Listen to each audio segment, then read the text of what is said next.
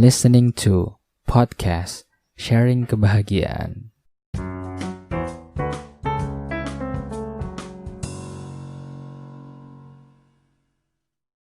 Assalamualaikum warahmatullahi wabarakatuh. Balik lagi di podcast Sharing Kebahagiaan bersama Fahdun. Sesuai dengan judulnya, kali ini gue akan ngebahas bedanya puasa Lebaran di Saudi dan di Indonesia. Ya walaupun telat sih, tapi pepatah mengatakan bahwa better late than before lagi. Better late than never. Jadi lebih baik telat daripada enggak sama sekali.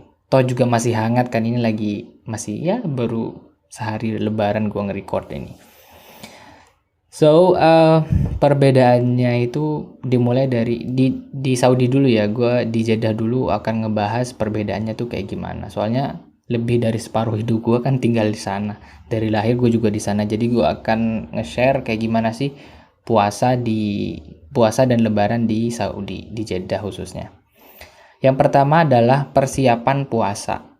Jadi di lingkungan sekitar itu, di dekat apartemen, di mana-mana, di jalan itu udah berubah.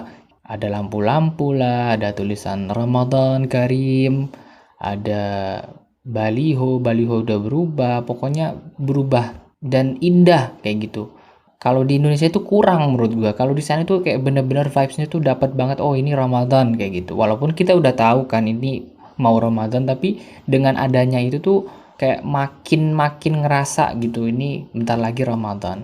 Di dekat apartemen, di manapun, di jalan-jalan itu udah berubah semua. Di restoran atau apapun tuh udah kayak ganti-ganti semua suasana. Nah apalagi di city centernya. Bukan city center sih sebenarnya, kayak pusat. Gue nggak tahu kalau pusatnya atau enggak ya, tapi kayaknya itu pusatnya kayak gitu ya, namanya kawasan balad gitu. Nah kalau harfiah balad itu kota, tapi nyatanya balad itu sebuah kawasan gitu. Ada yang kawasan elit, ada yang enggak itu maksudnya dia itu historik kuno kayak gitu. Nah kalau yang elit itu namanya Corniche. Di Corniche ini ada mall gitu yang jualan emas maupun jualan jam-jam tangan mahal dan segala macam. Nah itu di Corniche. Nah kalau di balad itu kayak pasar tradisional orang-orang Arab.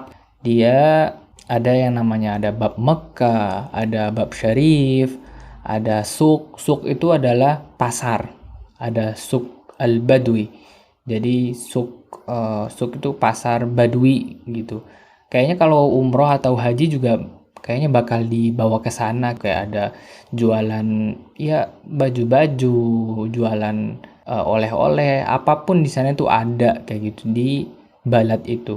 Gue ke balad pas waktu puasa nggak sering, tapi gue beberapa kali ke sana. Oh my lord, bagusnya itu minta ampun cuy. Jadi seperti yang gue bilang di chapter sebelumnya, bahwa Saudi itu di Jeddah itu bukan kayak padang pasir kayak yang diomongin orang. Enggak, di sana itu udah apartemen semua, jadi kayak kehilangan identitas menurut gua, mana Arabnya kayak gitu kan, kayak apartemen semua. Nah kalau di sana di balad itu indah. Jadi rumahnya itu masih kuno, terus ornamen-ornamen sebagus, dan plus kalau Ramadan dikasih udah lampu lampion dan tulisan Ramadan Karim gitu, dan ada lagu-lagunya gitu. Oh bagusnya minta ampun. Jadi lo harus ke sana cuy. Kalau lagi puasa lo harus ke balad biar ngerasain gitu. Nah, selain dari itu, yang kedua adalah tentang makanan dan minum yang khas ketika Ramadan. Nah, satu adalah sambusa. Sambusa ini pastel yang berbentuk segitiga ya, bukan konspirasi terus di tengahnya ada matanya gitu ya. Jadi sambusa ini segitiga, bahasa internasional samosa. Yang isinya itu ada kentang, ada bawang, dan kawan-kawan lah intinya. Tapi mainnya itu ada ayam, ada daging. Dagingnya juga yang sering gue lihat adalah mushroom. Mushroom itu daging yang kayak di blender gitu, intinya dia tercincang-cincang kecil gitu. Itu namanya mushroom. Nah, yang terakhir itu ada yang rasanya tuna. Isinya tuh tuna. That is my favorite one. Jadi gue suka banget yang isinya tuna. Gue seringnya beli itu jadinya. Jadi yang gue tahu sambusa itu ada dua macam menurut dari kulitnya. Ada yang kulit crispy, ada yang kulit lembut. Crispy ya kayak risoles tuh loh, yang crust tipis, crust gitulah intinya. Nah, kalau yang lembut tuh ya udah lembut gitu.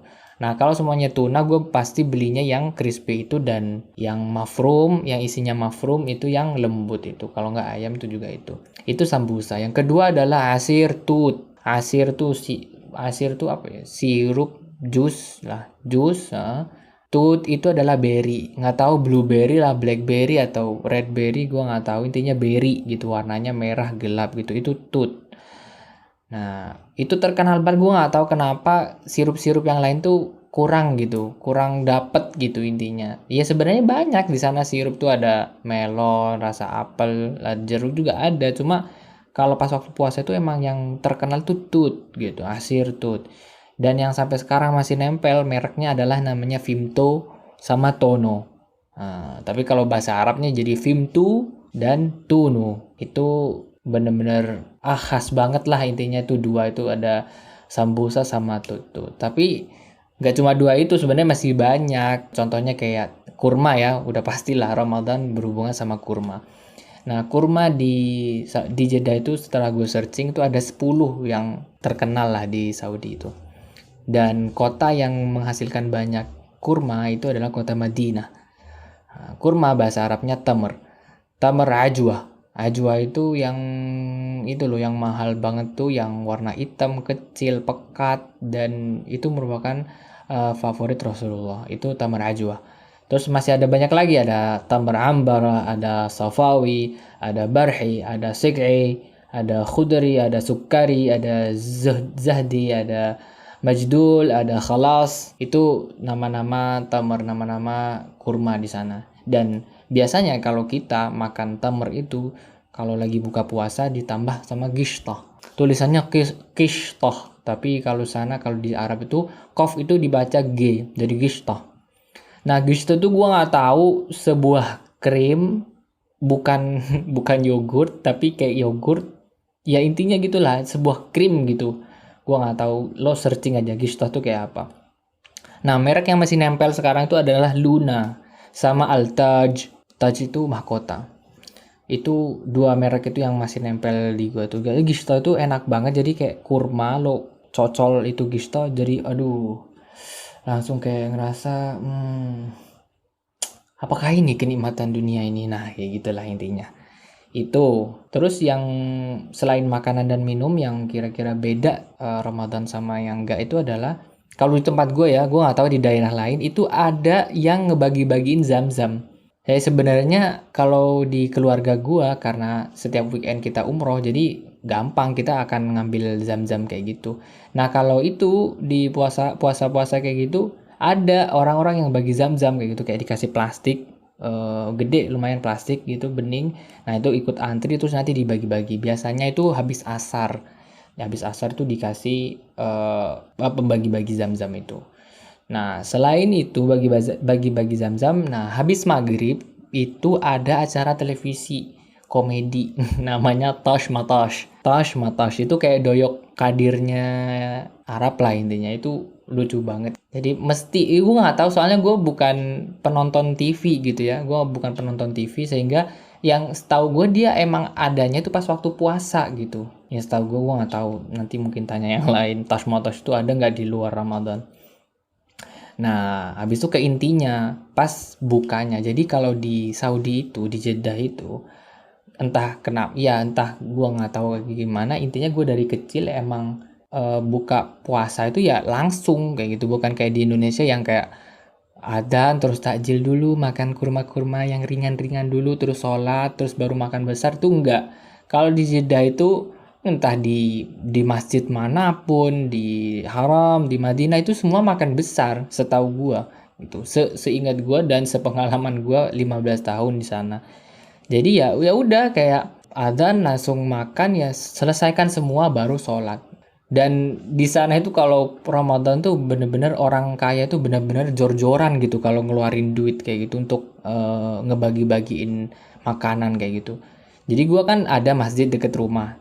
Gue kenal dekat sama takmirnya dan muadzinnya, dan salah satu muadzinnya itu orang Indonesia, sehingga gue tahu. Gue bantu-bantu juga nyiapin buka puasa itu, gelar tikar, Habis itu gue bagiin per pack kayak gitu. Nah per packnya itu lo kalau tahu udah kayak lo makan di restoran Arab kayak gitu, udah ada nasi ayam segede banyak, gede banget lah intinya. Terus habis itu ada minumnya, ada laban gue juga nggak bisa ngejelasin kayak gimana, itu kayak susu bukan yogurt tapi agak kental. Gue nggak tahu itu ada laban intinya. Habis itu ada kurma, ada kistahnya, pokoknya lengkap, ada sambusa, pokoknya lengkap satu orang itu. Intinya di sana tuh mewah banget, kayak 90% enggak. Ya, 85% gua buka puasa pas waktu Ramadan itu pasti di masjid, karena ya itu ya mewah gitu. Makan-makannya tuh makan Arab tuh yang mantap banget intinya.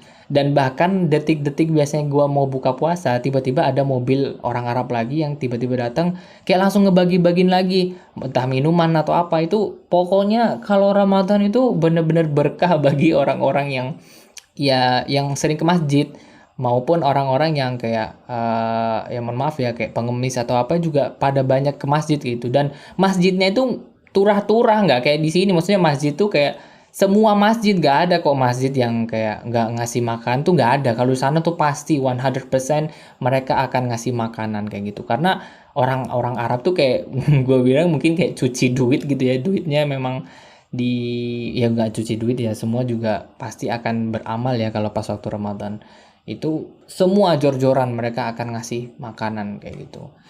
Nah, itu yang tentang berbuka. Nah, kalau lebaran menurut gua kurang dibandingkan di Indonesia. Kalau semua yang tadi itu menurut gua lebih lebih lebih tinggi vibes-nya di Saudi.